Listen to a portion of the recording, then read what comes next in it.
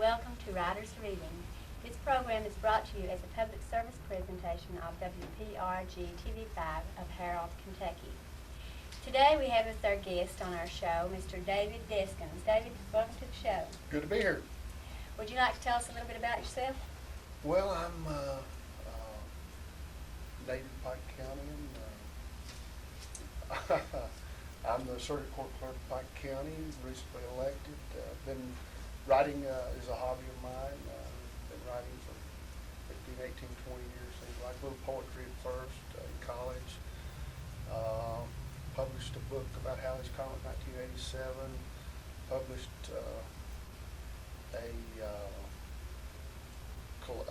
the Oxford University Press published a collection of Effie Waller Smith's poetry, and I was asked to write an introduction to that, and I'm presently wrapping up the history of Pike County for the bicentennial year.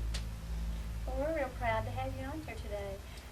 What do you want to read for us today? Going to read a little bit about the early days of the Civil War in Pike County. Lots of folks don't think we had a great deal to do with that war, but Pike Countyans were very much involved, and it was, although the things that were going on here might not have been as important as Gettysburg or other great events of the war, they were sure important to us. We participated in that war and were very politically aware, and eventually took sides and fought it out, brother against brother. Well, I'm interested to hear it. You want to get started? Sure. The news of the Union defeat swept across the nation. That's the defeat at Bull Run. This was fuel on the fire for the men of Pike who would see it a part of the Confederacy. The local election of August 5, 1861 became the platform for discussion and rhetoric for both sides. At stake locally was a seat in the Kentucky House of Representatives for Pike and Letcher counties. David May, the same who had signed up for the Pike County unit of state guards earlier, was opposed by Alexander E. Adams of Letcher County. Campaigning at the time meant many speeches and often debates were held between the candidates, with added speeches by prominent men in support of their man. The historical novel On the Border by Edmund Kirk refers to debate at a corresponding time period locally, this debate centering on the issues of the day and the allegiance of the citizens.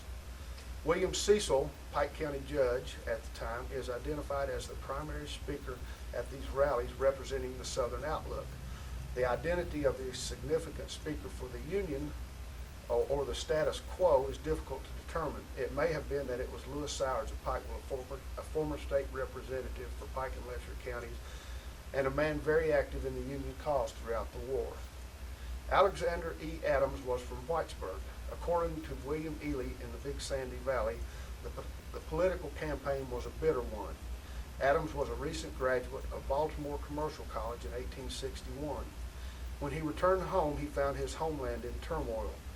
To his, quote, to his great disappointment, in place of his former prosperous business, he found that bitterness, hatred, and strife were raining down from the great war cloud of the rebellion among his people.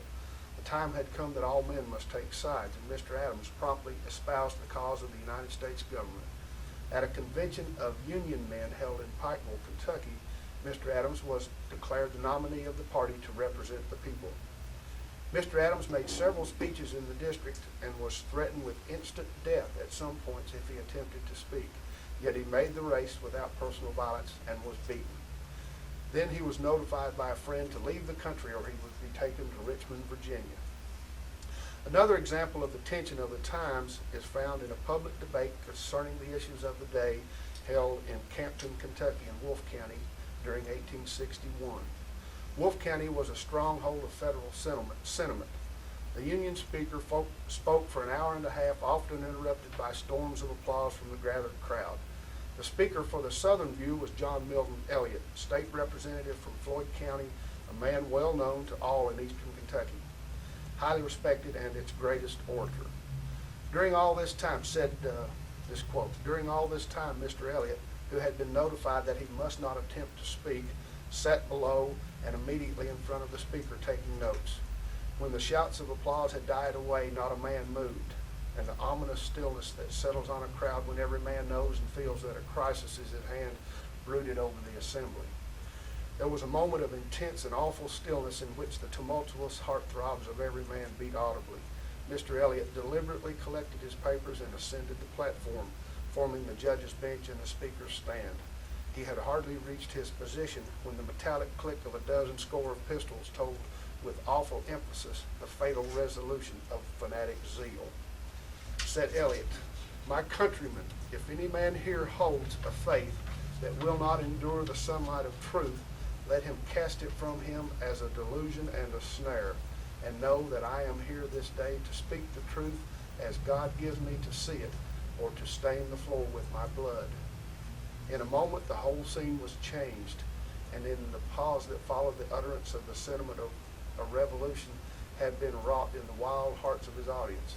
His handful of adherents, unable to longer repress the swelling pride of their full hearts, burst into a hallelujah of exultation in which a moment before so deadly hostile joined with fervor, and Mr. Elliott stood proudly, grandly victorious in the eyes of friend and foe. Such were the times. But one wonders the result if Mr. Elliott had chosen his words less well. In early October of 1861, the relative calm of the Upper Big Sandy was shattered, not by an invasion of forces from without.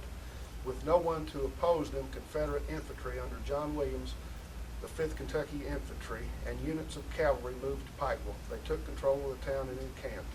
The first military occupation of Pikeville was underway.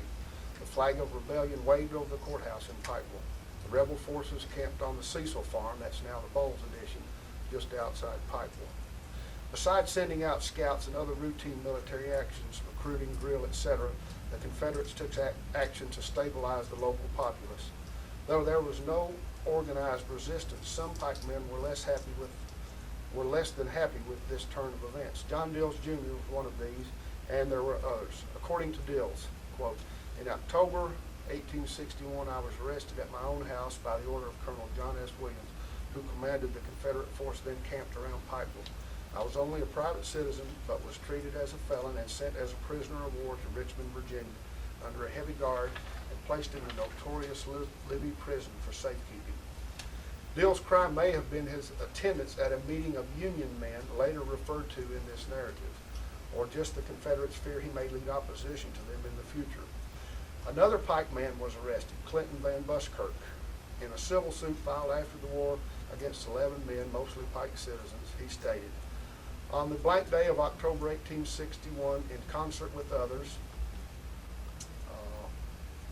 the 11 defendants, did unlawfully invade the domicile of this plaintiff in the county of Pike, and with force of arms arrest him in a violent and unusual manner, pretending to act under the authority of the so-called Confederate government, after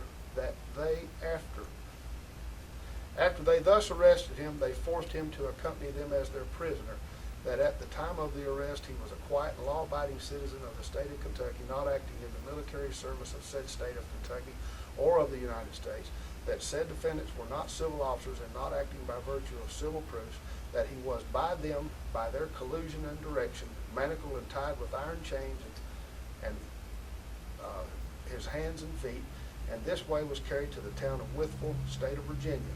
From there, though writhing in the agonies of his chains, he was thrown into a railroad car and transported to the city of Richmond, Virginia, where his manacles were unloosed, the body thrown incarcerated in a filthy and miserable den known as Libby Prison, where he was compelled to linger in suffering and wretchedness for 5 months, lying in the most loathsome filth, eating scanty pittance of the most unwholesome and unpalatable kind."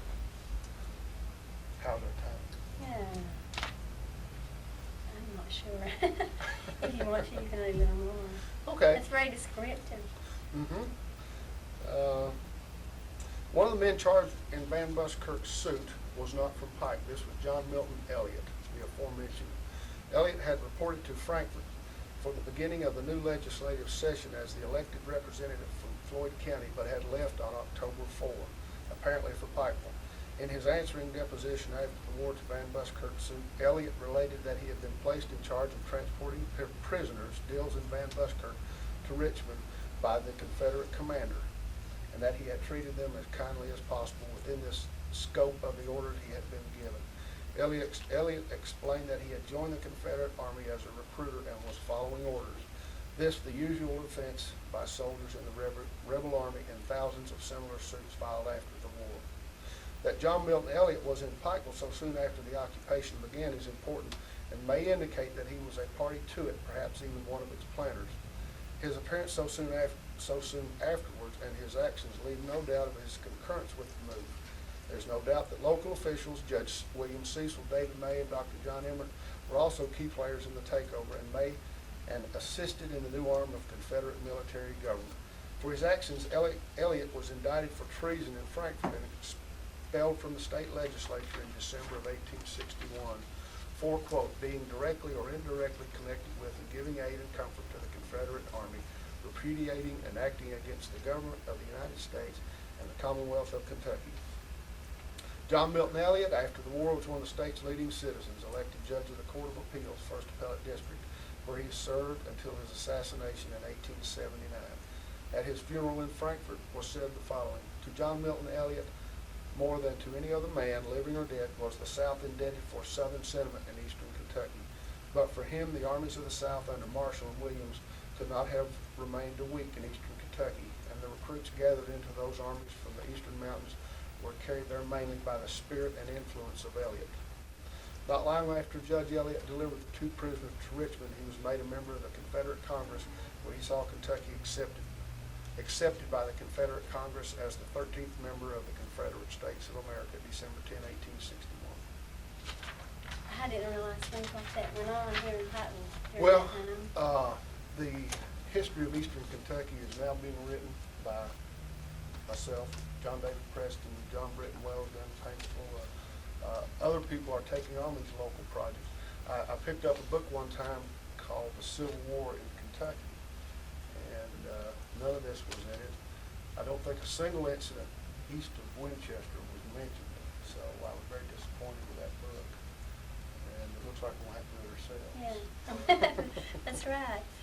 Well, I'm glad you were here to read this for us today, and as I always do, I'll read one of my poems before we go off the air. Okay. This is called When I Get Home. My mother is so far away, I'd love to visit her today. Walk slowly up the grassy hill while listening to the whippoorwill. I'd lay some flowers on her bed, where 9 long years she's laid her head, and softly speak my love to her, and sing a hymn, and say a prayer. And since perhaps she does not know, I'd tell her how my children grow. And as the evening shadows fell, I'd tell my mother all is well. I cannot visit her today, for Mommy is so far away. But soon I know I'll cease to roam, and she'll be there when I get home. Thank you, David, for joining us today. And we want to thank WPRG and Dr. Don for bringing this show to you. And we hope you'll be with us again next week when our guest will be Mr. Larry Webster. Until then, may God bless you.